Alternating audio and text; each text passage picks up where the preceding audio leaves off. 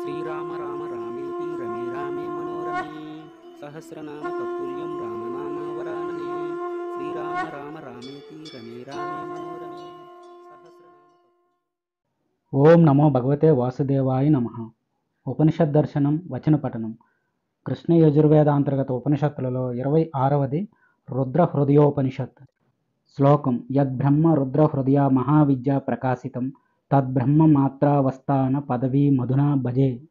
కుండలిని శక్తి జాగృతమైన వాడు, భస్మ రుద్రాక్షుల్ని, శివలింగాన్ని హృదయంలో దర్శించినవాడు, తారక మంత్రసారం పంచబ్రహ్మాగ్ని హోత్రకరమైన మహావాక్యాన్ని తెలిసినవాడు అయిన వ్యాస మహర్షి పాదాలకు శుకుడు నమస్కరించి ఆయన్నిలా అడిగాడు: తండ్రి, సకల వేదాలలో చెప్పబడ్డ దేవుడెవరు? ఎవరిలో దేవతలంతా నిత్యం కొలువై ఉంటారు? ఎవరిని సేవిస్తే దేవతలంతా సంతోషిస్తారు అని శుకుడు సందేహాలు విన్న వ్యాసుడు అతడికిలా సమాధానం చెప్పాడు: ఆయన సుఖ, సర్వదేవతా స్వరూపుడు రుద్రుడు. అలాగే సకల దేవతలు శివాత్మకులే. రుద్రుడికి కుడి ప్రక్క సూర్యుడు, బ్రహ్మదేవుడు, దక్షిణాగ్ని, గార్హపత్యం, అవాహనీయం అనే 3 అగ్నులు, ఎడమ భాగంలో ఉమాదేవి, శ్రీ మహావిష్ణువు, చంద్రుడు ఉంటారు. అక్కడున్న ఉమాదేవి స్వయంగా శ్రీహరి స్వరూపమే. ఆ శ్రీహరే చంద్రుడు కూడా. కనుక లోకంలో ఎవరు శ్రీహరిని నమస్కరించినా శంకరుడికి నమస్కరించినట్టే అవుతుంది. అలాగే ఎవరు శ్రీహరిని భక్తిగా పూజిస్తారో వారు శంకరుడిని పూజించినట్టే. శివుడిని ద్వేషించిన వారు శ్రీహరిని ద్వేషించిన వారవుతారు. ఎవరు రుద్రుడి గురించి తెలుసుకోలేరో వారు శ్రీహరి గురించి కూడా తెలుసుకోలేరు. రుద్రుడి నుంచే బీజం ప్రవర్తిస్తుంది. ఆ బీజం పుట్టడానికి కారకుడు శ్రీహరి. రుద్రుడు సాక్షాత్తు బ్రహ్మే. కనుక రుద్రుడు బ్రహ్మ విష్ణుమయాత్మకుడు అయ్యాడు.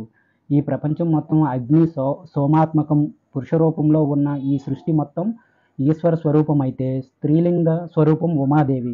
సృష్టిలో ఉన్న సకల జీవులు, స్థావర జంగమాలు అన్నీ ఉమారుద్రాత్మకాలే. ఇక్కడ వ్యక్తి రూపం ఉమాదేవి అయితే అవ్యక్త రూపం ఆ రుద్రుడు. ఉమాశంకరుల యోగాన్నే విష్ణువు అంటారు. కనుక ఎవడు భక్తితో ఆ విష్ణువుకి నమస్కరిస్తాడో వాడు ధన్యుడు. ఆత్మ అనేది 1 ఆత్మ, 2 పరమాత్మ, 3 అంతరాత్మ అని 3 విధాలుగా ఉంటుందని తెలుసుకుని మానవుడు ఆ పరమాత్మని ఆశ్రయించాలి. మనిషిలో ఉన్న అంతరాత్మ బ్రహ్మే అయితే పరమాత్మ శివుడు. ఇక అన్ని ప్రాణులకి ఆత్మగా ఉండేవాడు మహావిష్ణువు. ముల్లోకాలు అనే త్రిలోక వృక్షానికి అగ్రభాగంలో విష్ణు ఉంటే మధ్య భాగంలో బ్రహ్మమూలంలో శివుడు కొలువై ఉన్నారు. అలాగే కార్యం విష్ణువైతే క్రియ బ్రహ్మగా, కారణం మహేశ్వరుడిగా, అదేవిధంగా ధర్మం రుద్రుడైతే జగత్తు విష్ణువుగా, సర్వజ్ఞానం బ్రహ్మగా ఉన్నారు. ఎవడైతే శ్రీ రుద్ర అని నిరంతరం జపిస్తాడో వాడు సకల పాపాల నుంచి విముక్తుడవుతాడు. రుద్రుడు నరుడైతే ఉమాదేవి నారి అనగా స్త్రీగా ఉంది. ఇలా జంటగా ఉన్నవారిద్దరికీ నమస్కారం. రుద్రుడే బ్రహ్మ, ఉమాదేవి. సరస్వతి ఇలా బ్రహ్మ సరస్వతులుగా ఉన్న ఉమారుద్రులకి నమస్కారం. రుద్రుడు విష్ణువు, ఉమాదేవి లక్ష్మి. రుద్రుడు సూర్యుడు, ఉమాదేవి ఛాయ. రుద్రుడు చంద్రుడు, ఉమాదేవి నక్షత్రాలు. ఈ విధంగా ఉన్న ఉమారుద్రులకు నమస్కారం. రుద్రుడు ఉదయ స్వరూపుడు, ఉమాదేవి రాత్రి స్వరూపిణి. రుద్రుడు యజ్ఞరూపుడు, ఉమాదేవి వేది. రుద్రుడు అగ్ని, ఉమాదేవి స్వాహ. రుద్రుడు వేదం, ఉమాదేవి శాస్త్రం. రుద్రుడు వృక్షం, ఉమాదేవి తీగ. రుద్రుడు గంధం, ఉమాదేవి పుష్పం. రుద్రుడు అర్ధం, ఉమాదేవి అక్షరం. రుద్రుడు లింగం, ఉమాదేవి పీఠం. ఈ విధంగా సకల దేవతా స్వరూపులుగా ఉన్న ఉమారుద్రులకు నమస్కారం చేస్తున్నాను. ఎక్కడ సార్థం ఉంటుందో అక్కడ ఈ మంత్రాన్ని చెప్పాలి. నీళ్లలో నుంచుని ఈ మంత్రాన్ని పఠిస్తే బ్రహ్మహత్యాది పాపాలు తొలగిపోతాయి. పరబ్రహ్మం అనేది సర్వాధిష్టానం, అద్వంద్వం, సచిదానంద రూపం, అవాజ్మున సగోచరంగా ఉంటుంది. అలాంటి బ్రహ్మని గనుక బాగా తెలుసుకుంటే అన్నీ తెలుస్తాయి. ఓ సుఖ, ఈ సర్వం ఆ బ్రహ్మమయమే అవటం వల్ల దానికన్నా భిన్నమైనదేదీ లేదు. పరా అపర అనే విద్యలు 2 తెలుసుకోవలసినవి. వీటిలో పరా విద్య అంటే ఋగ్వేదం, యజుర్వేదం, సామవేదం, అథర్వణ వేదం శిక్ష.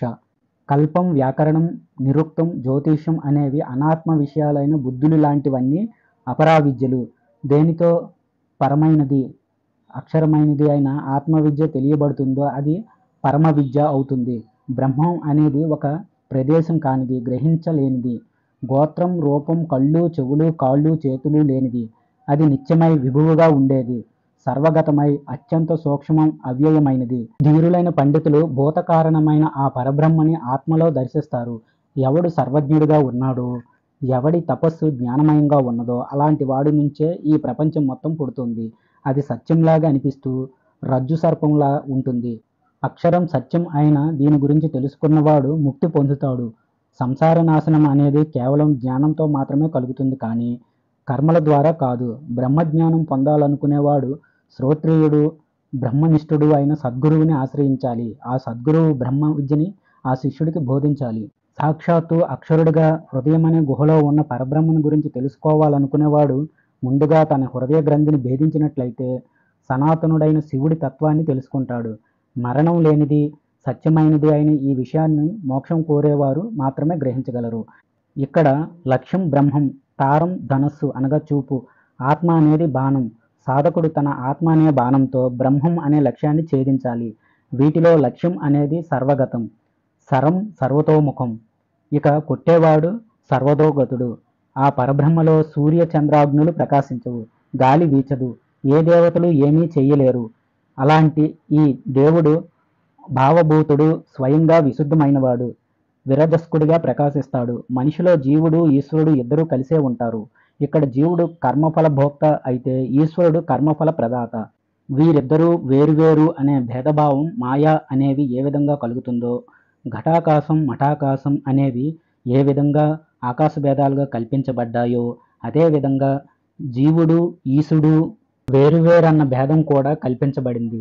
తాత్వికంగా చెప్పాలంటే శివుడు జీవుడు ఒక్కరే. చిత్ అనేది చిదాకారం నుంచి భిన్నమైంది. చివరకు చిత్ అనేది ఒక్కటే శాశ్వతంగా ఉంటుంది. తర్కం వల్ల, ప్రమాణం వల్ల చిదేకత్వ పరిజ్ఞానం ఎవడికి కలుగుతుందో అలాంటి వాడికి శోకం అనేది ఉండదు. అలాంటి వాడికి మోహం కూడా ఉండదు. చివరికి అతడు పరమానంద భరితుడై అద్వైత స్థితికి చేరుకుంటాడు. అదే శివస్థానం. కేవలమైన ఆ శివస్థానమే సమస్తానికి అధిష్టానం.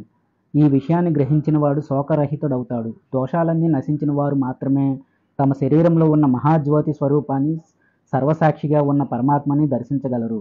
మాయతో ఆవరించబడ్డ వారెవరూ ఆ విధంగా చూడలేరు. ఈ విధమైన స్వరూప పరిజ్ఞానం ఏ యోగికి ఉంటుందో అతడు ఎక్కడికి వెళ్ళనవసరం లేదు. ఒకే రూపంగా ఉన్న ఆకాశం ఎలాగైతే మరో చోటకి వెళ్ళదో అలాగే స్వాత్మజ్ఞాని కూడా ఎక్కడికి వెళ్ళడు. పరబ్రహ్మను తెలుసుకున్నవాడు స్వయంగా స్వస్థుడై సచ్చిదానంద మాతృకుడై తానే పరబ్రహ్మ అవుతాడు. కృష్ణ యజుర్వేద అంతర్గత ఉపనిషత్తులలో 26వదైన రుద్ర హృదయోపనిషత్తు సమాప్తం. స్వస్తి. జయ శ్రీరామ.